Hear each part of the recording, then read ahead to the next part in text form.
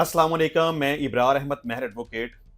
हमारे मुआशरे में अक्सर औरतों के साथ जुल्म, ज़्यादती और नाइंसाफ़ी की जाती है।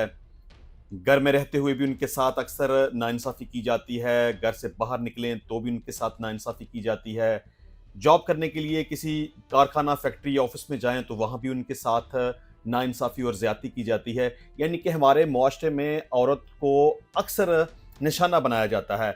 कभी उसका हक खा लिया जाता है, कभी उसको जायदाद और प्रॉपर्टी से महरूम कर दिया जाता है, कभी उसकी कम उम्री में शादी कर दी जाती है और कभी वो किसी ऐसे शख्स के साथ उसकी शादी कर दी जाती है जहाँ पर वो शादी करवाना नहीं चाहती। कभी उसे हरासा किया जाता है, कभी उसको परेशान किया जाता है, कभी उसको ब्लैकमेल किया जाता है, कभी खामद उसके ऊपर तशद्दुद करता है, कभी उससे वो बात मनवाई जाती है जो कि उसके ज़हन, सोच और उसके ज़मीर के खिलाफ होती है। यानी कि हमारे मुआशरे के अंदर हम अक्सर ऐसे देखते हैं कि चूँकि हम ये सोचते हैं, ये समझते हैं कि औरत कमज़ोर है, के साथ हम ज़ुल्म करते हैं, उसके साथ हम नाइंसाफ़ी करते हैं।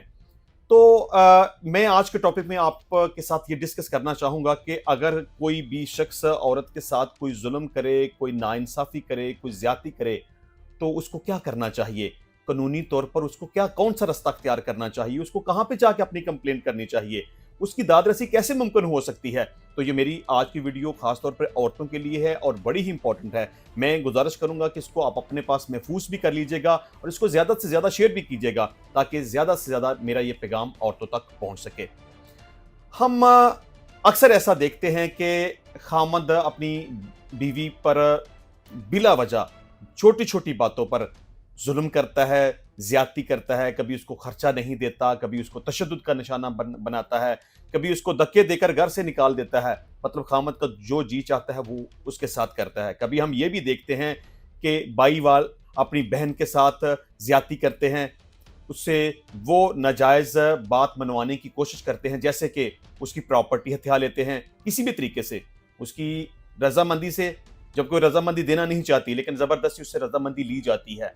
कभी उसकी जायदाद हथिया लेते हैं, कभी उसको ब्लैकमेल करते हैं, कभी धोखा से, फ्रॉड से, जालसाज़ी से और गैर कानूनी तरीके से जाली डॉक्यूमेंट्स तैयार करके उसके दस्तखत करवा लेते हैं, उसकी जायदाद हथिया लेते हैं।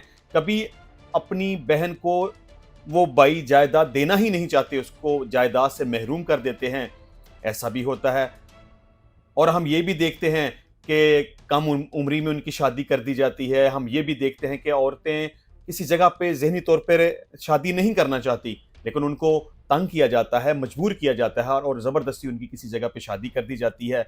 हम ये भी देखते हैं कि रास्ते में जब घर से बाहर निकलती हैं, तो उन उसके ऊपर आवाज़ कसी जाती है, उसको तंग किया जाता है, उसको हरासा किया जाता है, उसको परेशान किया जाता है, या जिस जगह पे वो जॉब वगैरह करती हैं, वहाँ पर भी उसको सेक्सुअली हैरेस किया जाता है या उसके ऊपर आवाज़ कसी जाती है या उसको ब्लैकमेल किया जाता है।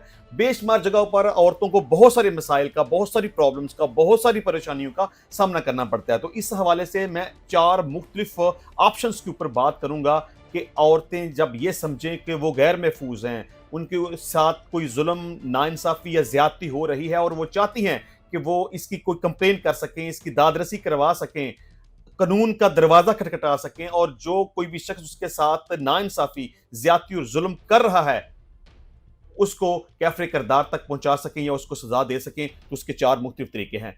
नंबर 1 तो ये कि एक हेल्पलाइन है 1043। किसी भी औरत को कोई भी किसी भी किस्म की कंप्लेन हो, तो 1043 के ऊपर वो अपनी कंप्लेंट फ़ाइल कर सकती है। दूसरे नंबर पे, जहाँ पर भी वो खुद को गैर महफूज़ समझे या समझे उसके साथ कुछ गलत हो रहा है, तो वो फ़ौरी तौर पर 15 के ऊपर कॉल करके अपनी कंप्लेंट फ़ाइल कर सकती है, उसकी फ़ौरी तौर पर दाद-रसी की जाएगी। तीसरे नंबर पर एक आईजी पंजाब की तरफ से एक नंबर इशू किया गया है 1787।